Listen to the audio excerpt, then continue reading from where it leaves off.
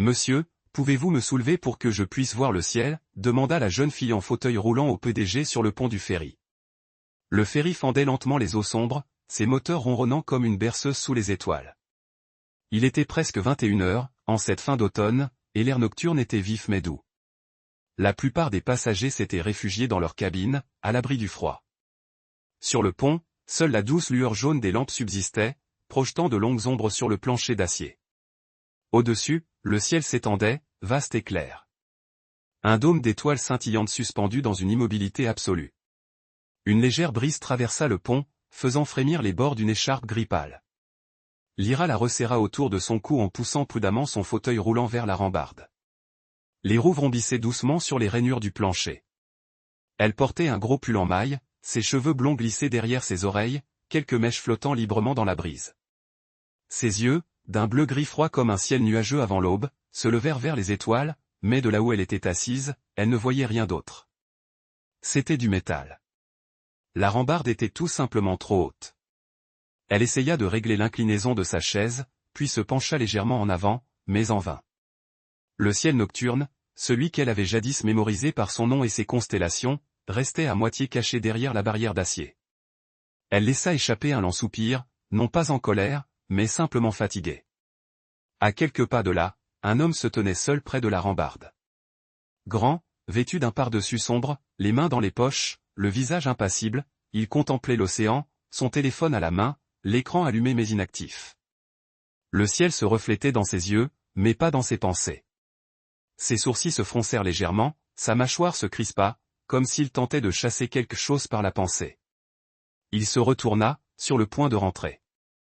Soudain, il entendit une voix claire, douce et proche. « Monsieur, pouvez-vous me soulever pour que je puisse voir le ciel ?» Il s'arrêta. Se retournant, son regard se posa sur elle, la femme en fauteuil roulant. Ses joues étaient rosies par le froid. Ses lèvres étaient serrées, mais ses yeux exprimaient une force tranquille et perçante. Elle n'avait pas l'air fragile. Elle avait l'air réelle. Il cligna des yeux. « Tu veux que je te porte ?» Lyra hocha doucement la tête. Puis, avec un petit sourire, elle dit, juste assez haut pour me souvenir de ce que j'aimais. Il hésita un instant. Puis il s'avança, s'accroupit près d'elle et demanda doucement, « Je peux ?» Elle acquiesça de nouveau. Avec précaution, il glissa un bras sous ses épaules, l'autre sous ses genoux. Elle était plus légère qu'il ne l'avait imaginé, et pas seulement physiquement. Elle se laissa aller contre lui sans crainte, le regard déjà tourné vers le ciel. Lentement, il la souleva et la porta jusqu'à la rambarde. Puis, doucement, il la déposa sur la barre métallique, ses deux bras la maintenant toujours en place. Ses jambes pendaient, immobiles, mais sa colonne vertébrale restait droite, son visage incliné vers le ciel, ses yeux brillants.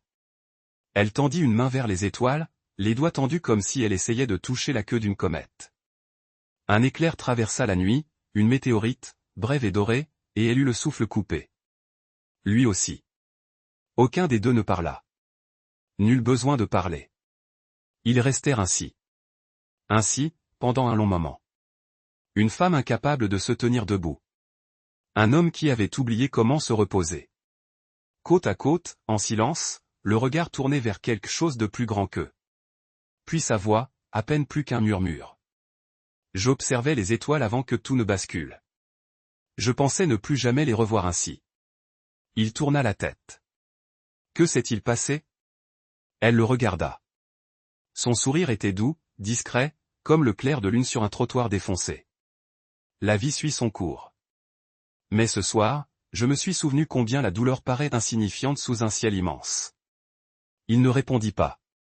Il la contempla simplement et, pour la première fois depuis longtemps, sentit le poids qui pesait sur sa poitrine s'alléger. Un tout petit peu.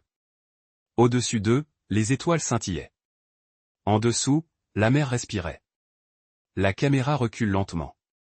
Un plan large. Un homme debout, une femme assise, à des hauteurs différentes, mais d'une manière étrangement égale, en équilibre entre l'acier et le ciel, entre le silence et quelque chose qui ne fait que commencer. Il lève les yeux et l'histoire commence. Le petit café du bord de mer se dressait tranquillement au coin d'une rue endormie, ses fenêtres d'un jaune doux contrastant avec l'obscurité. Un peu plus de 10 heures. À 15 heures, la machine à expresso ronronnait doucement sous le murmure du jazz qui s'échappait des haut-parleurs du plafond. La porte s'ouvrit en grinçant sous l'effet du vent. Alden entra, époussetant son manteau pour le réchauffer. Il n'avait pas prévu de s'arrêter. Il voulait juste quelque chose de chaud à emporter à l'hôtel, mais il l'aperçut.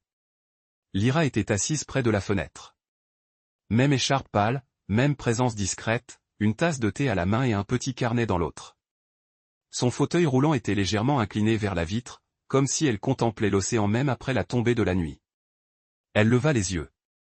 Leurs regards se croisèrent. La reconnaissance s'établit sans un mot. Ils échangèrent un signe de tête poli, de ceux qu'on se fait entre personnes qui ne sont plus tout à fait des inconnus. Alden marqua une pause, hésita, puis prit une inspiration et s'approcha. « Puis-je me joindre à vous ?» Lyra inclina la tête, puis sourit doucement. « Oui, bien sûr. » Il s'assit en face d'elle. Le silence qui suivit n'était pas gênant, juste calme et apaisant. Pendant un moment, il ne dit rien. Il commanda un café noir. Elle sirotait son thé, une main traçant de longs arcs de cercle le long du bord de sa tasse. Puis Lyra rompit le silence. « Je suis en voyage de guérison. C'est comme ça que mon thérapeute l'appelle. Il m'a dit, va voir les endroits dont tu rêvais avant que tout ne change. Alors je l'ai fait. » Alden acquiesça. « Ça t'a aidé ?» Elle haussa les épaules. « Pas encore, mais c'est la première fois que je fais quelque chose rien que pour moi. » Alden regarda par la fenêtre. « C'est la première fois depuis plus de 10 ans que je n'ai pas un emploi du temps surchargé. Pas d'agenda, pas de réunion, juste le silence. » Lyra haussa un sourcil. « C'est rare pour quelqu'un comme moi. » Il expira par le nez. « Extrêmement. » Elle l'observa un instant, puis prit son carnet et le lui tendit. Sur la page ouverte, un ciel abstrait et brouillon, des tourbillons bleus, des points blancs, des taches dorées qui se fondaient sur les bords. « Avant, je dessinais de vraies étoiles, dit-elle. Je les traçais, je mesurais leur distance, je cartographiais leurs mouvements. Maintenant, je dessine simplement ce que je ressens. Ce n'est pas précis, mais c'est authentique. » Alden observa la page. Ce n'était pas précis, mais cela vibrait d'un mouvement, comme si les étoiles étaient en pleine transformation. Il resta silencieux un moment.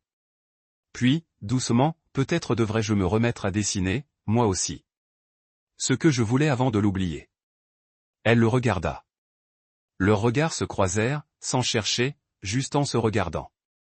Il referma lentement son carnet, puis se leva et prit son manteau. Lyra le suivit. Son fauteuil roulant glissa silencieusement sur le carrelage du café. Ils sortirent ensemble, sans l'avoir prévu, sans en avoir parlé, juste ensemble. La rue était calme, éclairée par des lampes suspendues et la faible lueur d'une enseigne au néon au-dessus d'une librairie fermée. L'air embaumait le sel marin et le vieux bois. Au coin de la rue, ils s'arrêtèrent. Alden fit un geste vers la droite. « Mon hôtel est par là, juste après le quai. » Lyra désigna une rue plus étroite à gauche. « Je tourne ici. Ma chambre est au-dessus de la librairie. Je la loue à une amie de ma mère. Elle s'appelle Rose. Elle nourrit tous les chats errants qu'elle croise et oublie toujours de fermer la porte à clé. » Alden sourit. On dirait quelqu'un d'intéressant. C'est le cas. Ils restèrent là, dans le silence. Puis Alden dit, « Bonne nuit, Lara. » Elle hocha la tête. « Bonne nuit, Alden. » Il s'éloigna. Elle le regarda un instant. Elle s'engagea ensuite dans la rue faiblement éclairée, ses roues stables sur les pavés. Derrière elle, la mer s'étendait à perte de vue, les étoiles scintillaient, pâles sous la lumière de la ville, mais tentant encore de briller. Le soleil venait de se lever lorsqu'Elera s'engagea dans la rue pavée. Ses mains glissaient aisément le long des bords de son fauteuil roulant, connaissant chaque pierre irrégulière du chemin. La boulangerie se trouvait au coin de la rue, nichée sous des paniers de fleurs suspendus et le léger grincement d'une enseigne usée par le temps. C'était l'un de ses endroits préférés, non pas parce qu'il était chic, mais parce qu'il y régnait des odeurs de douceur et de lenteur. Du beurre, du pain chaud et de la cannelle. Arrivé au bord du trottoir devant la boutique, sa roue avant s'affaissa légèrement, puis se bloqua. L'espace dans le trottoir la prit par surprise. Elle essaya de reculer, puis d'avancer. Rien. Une voix derrière elle dit calmement, « Besoin d'aide ?» Elle tourna la tête. C'était Alden. Il tenait une tasse de café et portait un pull gris à la place du manteau sombre du ferry. Ses cheveux semblaient légèrement ébouriffés, comme s'il avait dormi. Pas assez, ou, trop loin. Avant qu'elle puisse répondre, il s'accroupit et souleva délicatement l'avant de sa chaise, guidant la roue coincée par-dessus le bord du trottoir comme il l'avait déjà fait. Sans chichi, elle cligna des yeux, un peu surprise. Merci. Il sourit. Au bon endroit, au bon moment. Eh bien, maintenant tu me dois le petit déjeuner, dit-elle en plaisantant. Ou peut-être que c'est moi qui te le dois. Dans tous les cas, tu manges. Alden haussa un sourcil, puis acquiesça. Marché conclu. Ils entrèrent ensemble dans la boulangerie. À l'intérieur, l'air était chaud et empli des doux murmures des lève-tôt. La plupart des clients étaient des habitués plus âgés, lisant le journal ou bavardant avec le personnel comme si c'était un rituel matinal. Lyra s'installa à une petite table près de la fenêtre. Alden la suivit avec un menu. Elle commanda un kazan et une infusion à la camomille. Il opta pour une gaufre à la cannelle et un café noir. Ils parlèrent peu au début, laissant la nourriture et la lumière du matin emplir l'espace. Ce n'était pas gênant, juste paisible. Puis, quelque part entre la première gorgée de. Alors qu'elle prenait son thé et sa deuxième bouchée de gaufre, une mélodie de piano flottait dans les haut-parleurs de la boulangerie. Lyra se figea. Deux bus clairs de lune. Elle ne dit rien, mais Alden remarqua que ses doigts hésitaient au bord de sa tasse. « Elle te trotte dans la tête ?» demanda-t-il doucement. Lyra hocha la tête. Sa voix était basse. Je l'écoutais le soir où j'ai été accepté à un stage d'astronomie d'été. J'avais 17 ans. Je suis resté éveillé à l'écouter en boucle. J'étais persuadé que l'univers s'ouvrait à moi. Alden ne dit rien. Il n'en avait pas besoin. Elle inspira profondément et sourit. Pas triste, juste distante. C'est fou comme la musique nous rappelle des choses qu'on oublie. Quelques minutes plus tard, Lyra prit son croissant d'une main, tout en tenant sa tasse de thé de l'autre. La viennoiserie glissa légèrement lorsqu'elle essaya de la couper. Avant qu'elle puisse se rattraper, Alden se pencha et inclina doucement son assiette vers elle. Aucun commentaire, aucun regard de pitié, juste un geste fluide, comme s'il l'avait fait pour des centaines de personnes auparavant. Elle le regarda, les yeux plissés d'un air espiègle. Tu as fait ça tellement naturellement.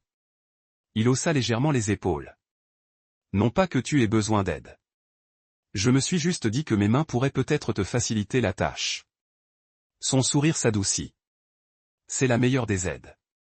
Un instant, ils restèrent silencieux. Dehors, la ville s'éveillait doucement. Les étals du marché étaient poussés sur les trottoirs. Les mouettes criaient faiblement au-dessus des toits. À l'intérieur de la boulangerie, le silence régnait encore, c'était leur endroit.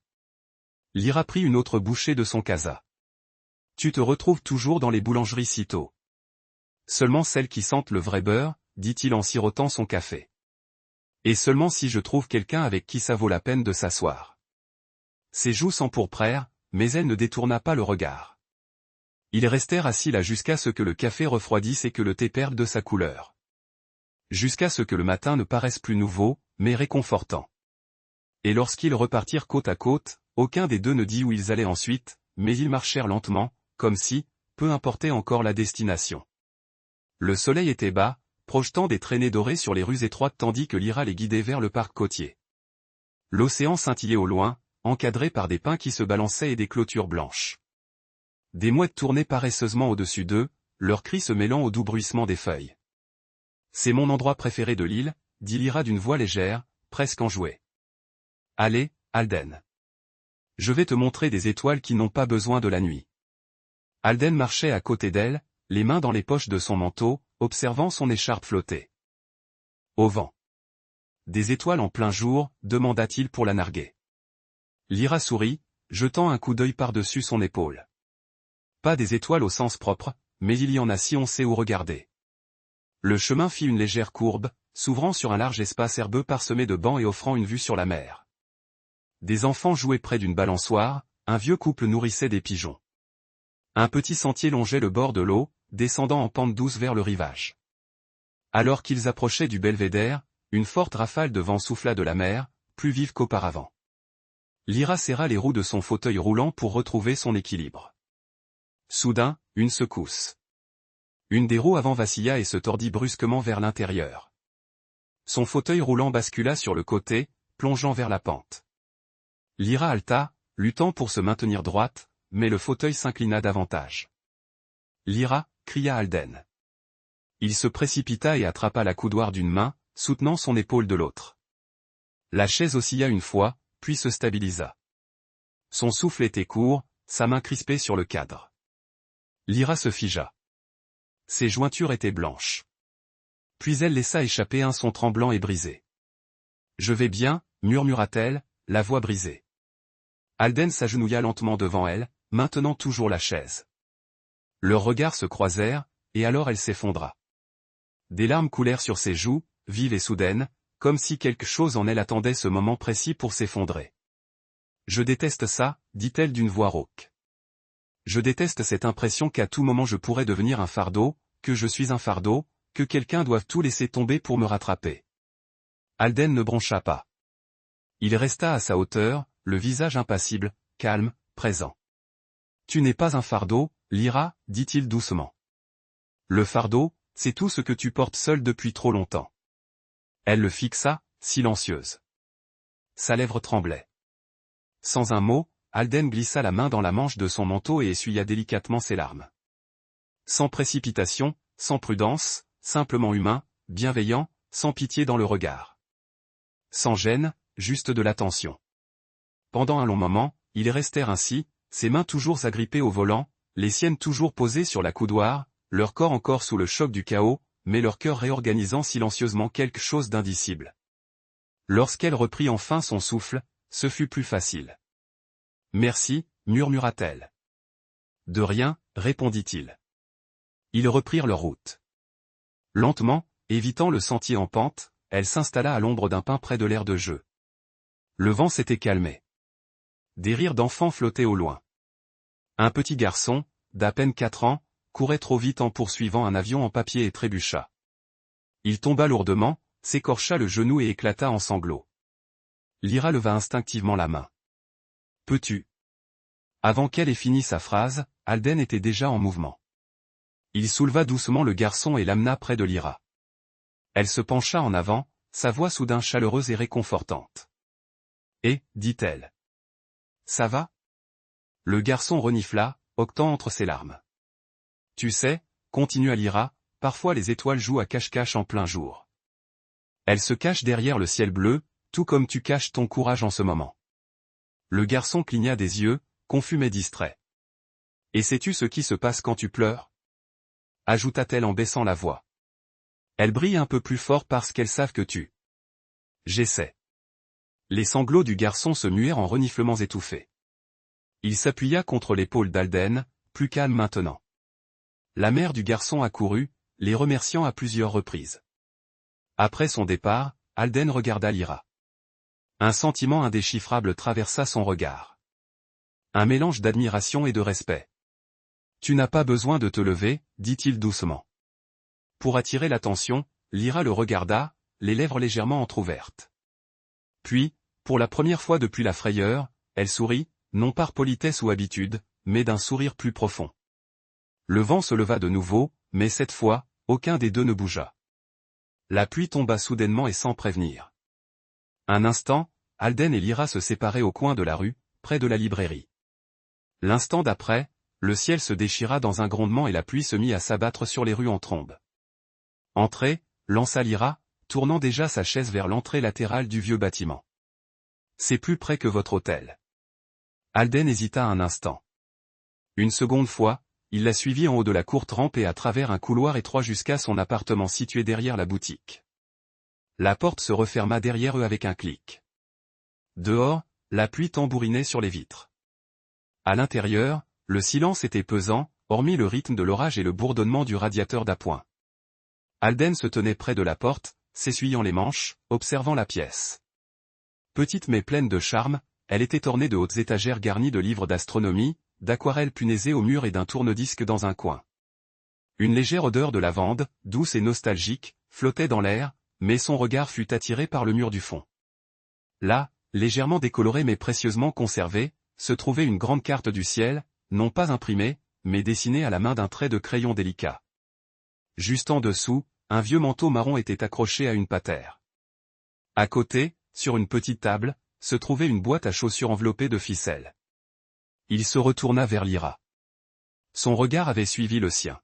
« C'est à ta mère » demanda-t-il doucement. Silence. Lyra se rapprocha de la carte du ciel. Elle le fixait d'un regard vide, non pas d'absence, mais de retenue. Elle l'a dessiné avec moi quand j'avais 13 ans, dit-elle. Tous les soirs de cet été-là, on s'asseyait sur le toit et on ajoutait une constellation à la fois. Ce serait ma première carte du retour. Alden s'approcha sans rien dire. Les mains de Lyra se posèrent sur le manteau. Elle effleura du bout des doigts son col usé. Puis ses épaules tremblèrent. Elle a cumulé 2 emplois pendant près de 10 ans juste pour que je puisse étudier le ciel. Sa voix se brisa. J'ai été accepté pour un stage dans un observatoire le jour même où j'ai été renversé par une voiture. Un silence. Son regard se posa sur la boîte non ouverte posée sur la table. Elle a reçu l'appel pendant que j'étais au bloc opératoire. Et quand je me suis réveillé en salle de réveil, elle n'était plus là. Elle avait fait un AVC. Ces mots se sont enchaînés plus vite, tremblant sous leur propre poids. Elle n'a jamais pu me voir partir. Je ne lui ai même pas dit au revoir avant de partir pour la ville cette semaine-là. Je n'ai pas assez appelé. Je pensais avoir le temps. Elle se retourna. Elle se dirigea brusquement vers la boîte. Je n'ai pas ouvert ces dernières lettres.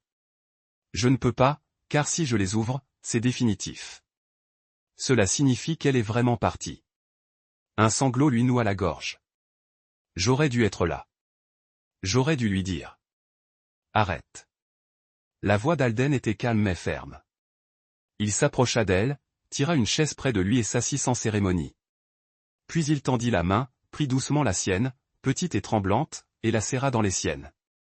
Lyra, dit-il, ce n'est pas toi qui as provoqué ça. C'est toi qui as dû y survivre. Son menton trembla. Les larmes qu'elle avait tenté d'avaler coulèrent à présent librement. Alden ne détourna pas le regard. Il ne tressaillit pas. Il n'essaya pas de réparer les choses. Il resta simplement là. Et cela, d'une certaine manière, fit craquer les murs. Lyra se pencha lentement en avant et posa sa tête sur son épaule, comme si toute la force qu'elle avait déployée pour se contenir réclamait enfin le repos. Alden leva la main et la posa doucement sur sa tête, ses doigts s'enfonçant dans ses cheveux humides. Il resta silencieux. Le présent. La pluie continuait de tomber. Les minutes s'écoulaient. Puis, sa voix s'éleva de nouveau, tout près de sa poitrine. Faible, mais réelle. « J'ai peur, murmura-t-elle, que les gens partent quand ils réaliseront que je ne suis plus entière. » Alden ferma les yeux un instant. « Je suis là, dit-il. Quand tu pleures, quand tu te tais, quand elle te manque. » Sa main se posa légèrement sur son dos. « Je suis toujours là. » Elle ne dit rien, mais sa main s'enroula doucement autour de son poignet, sans s'y accrocher, mais en le lâchant, juste assez pour permettre à quelqu'un d'autre de rester.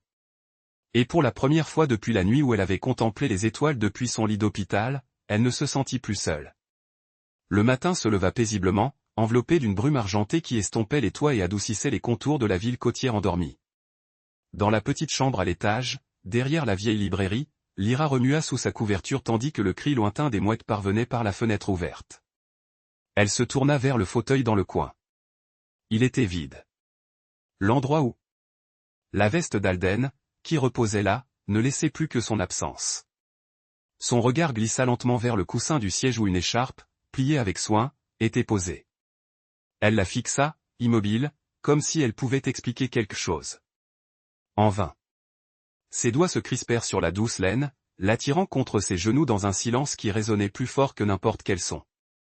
Elle connaissait trop bien cette sensation. Parti.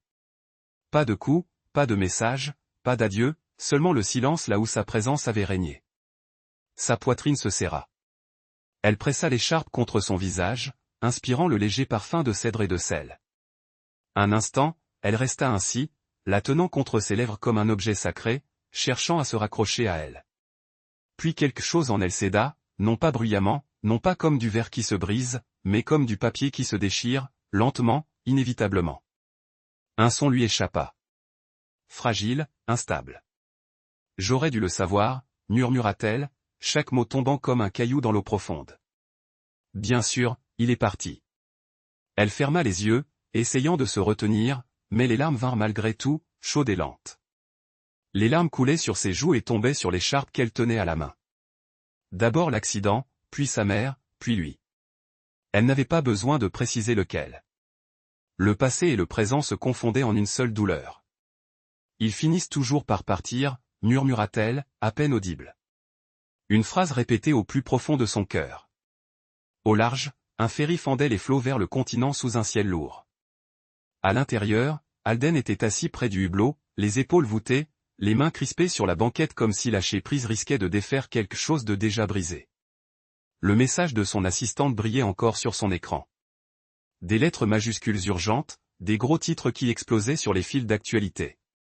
PDG porté disparu alors que la crise éclatait. Il n'avait pas répondu, n'avait pas fait ses valises avec intention, n'avait pas regardé en arrière. Il était simplement sorti. Maintenant, l'île s'éloignant derrière lui et la côte encore lointaine, le poids de ses actes s'abattait sur lui comme une tempête, son reflet dans la vitre paraissait pâle, émacié.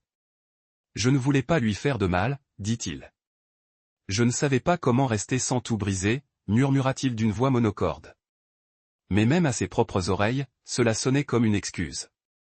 De retour dans sa chambre, Lyra resta immobile.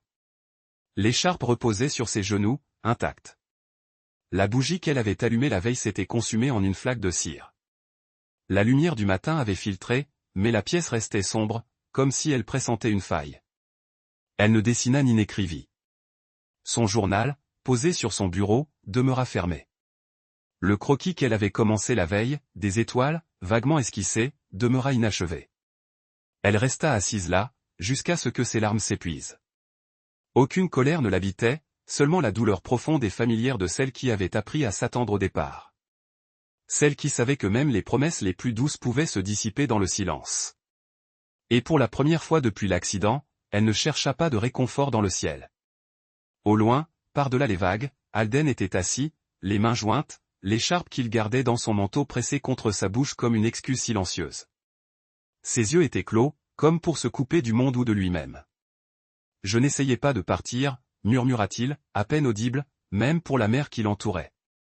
Je ne savais tout simplement pas comment rester sans devenir un autre fardeau pour elle. Mais le ferry continuait sa route et, derrière lui, la faible lumière à la fenêtre de Lyra vacilla puis s'éteignit.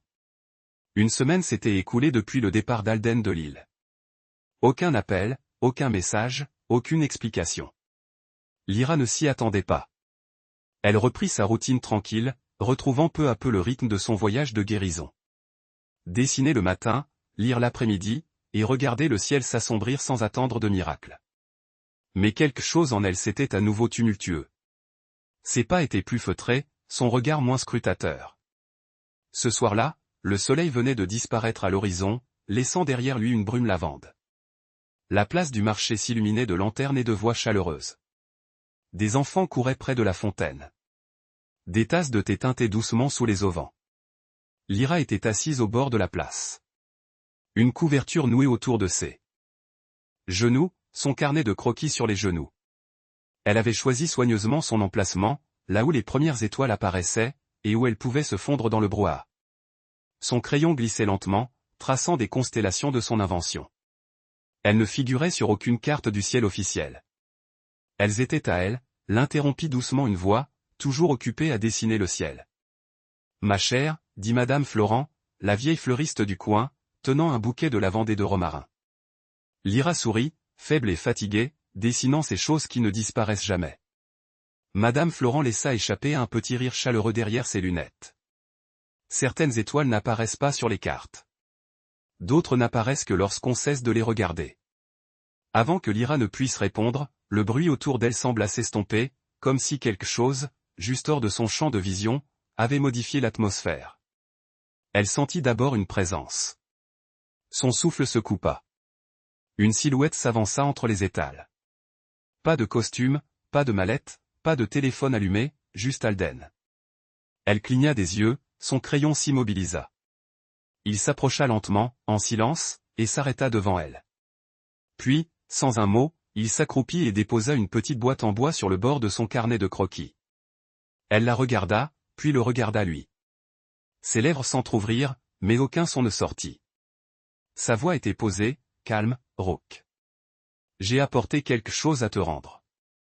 Un morceau de ciel. Elle souleva le couvercle. À l'intérieur, de petites étoiles en bois sculptées à la main. Des noms gravés à leur surface. Vega, Alir, Lyra, Orion. Les bords étaient imparfaits, certains légèrement brûlés, de minuscules éclats témoignant de ses erreurs. Des signes qu'il les avait fabriqués lui-même. Je n'ai pas de discours ni de raison valable pour partir. D'accord, dit-il. Il désigna la boîte d'un signe de tête. Ce ne sont pas des excuses. C'est juste le mieux que j'ai pu faire quand j'ai compris que je ne pouvais pas te programmer. Que je ne pouvais pas te mettre dans la case un jour. Lyra effleura les étoiles du bout des doigts, tremblant légèrement. Ses yeux, grands ouverts et brillants, ne quittaient pas son visage. Elle ne dit rien. Elle n'en avait pas besoin. Une larme solitaire coula sur sa main. Alden tendit la main, non pour l'essuyer, mais pour prendre la sienne. Pas de précipitation, pas de pression, juste ma présence. Je ne sais pas si je mérite d'être à tes côtés, murmura-t-il. Mais s'il reste de la place, juste un petit endroit où quelqu'un peut s'asseoir et rester. Et si c'était moi? Elle ne répondit pas. Après un long silence, elle hocha à peine la tête. Un mouvement si imperceptible qu'il aurait pu passer inaperçu, mais suffisant. Son regard se posa sur ses doigts, rugueux, tachés de colle, marqués de coupures, imparfaits, mais bien réels. Et même s'il n'y eut ni baiser, ni étreinte, quelque chose entre eux commença lentement à se réparer. Honnêtement, il était revenu, non pas avec des promesses, non pas avec des excuses, mais avec des mains qui avaient sculpté des étoiles. Une semaine s'était écoulée depuis que les étoiles dans une boîte en bois les avaient réunies. Lyra se trouvait maintenant sur le toit d'une pension de famille en bord de mer, de celle au plancher de bois grinçant et aux volets usés par le sel, perchée si près de l'océan qu'elle pouvait en entendre le souffle.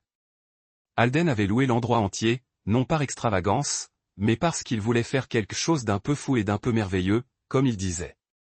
Il avait passé les derniers jours à construire de ses mains un ascenseur de fortune. Rien de sophistiqué, juste des rails, une manivelle et des roues bien bloquées par sécurité.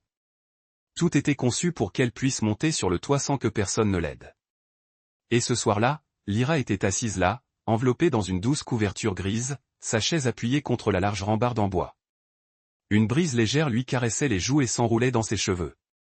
Au-dessus d'eux, le ciel s'étendait à perte de vue, plus sombre, plus dense et plus profond qu'il ne l'avait été depuis longtemps. Alden était assis à côté d'elle et sortait un petit projecteur d'un sac en toile.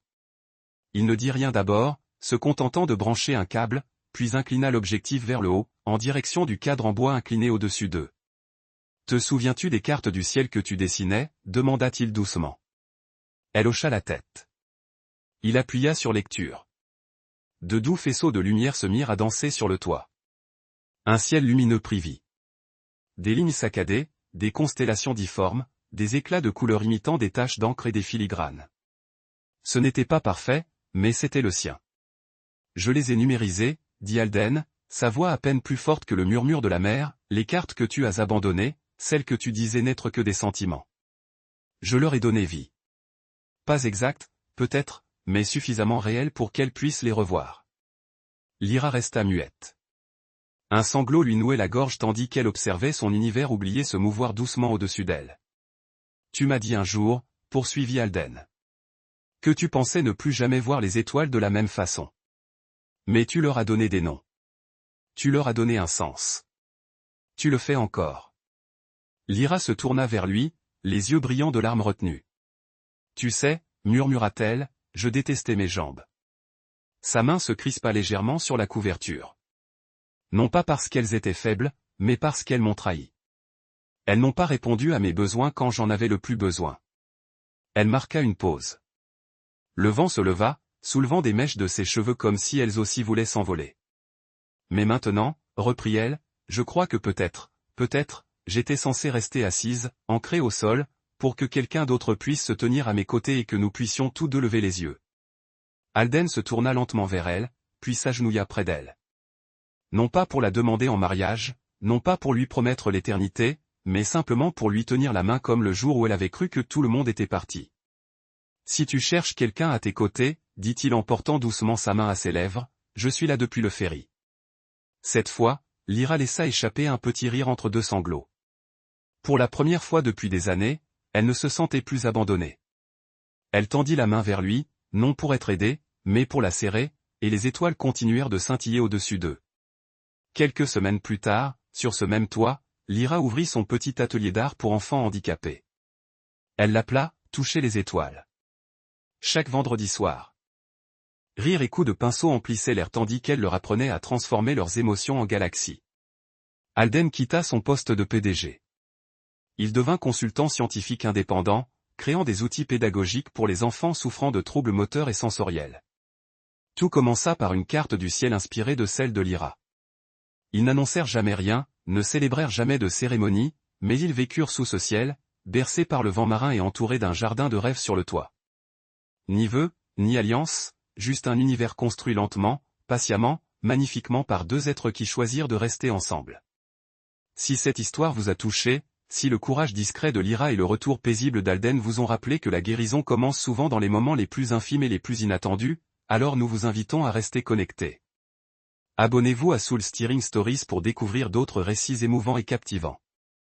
Et si vous avez ressenti quelque chose d'important ce soir, partagez-les pour soutenir les histoires qui comptent. Chaque j'aime, chaque partage nous aide à continuer d'éclairer les zones d'ombre et à redonner espoir aux cœurs qui cherchent encore. Merci de nous suivre et souvenez-vous, certaines étoiles n'apparaissent que lorsqu'on cesse de les programmer.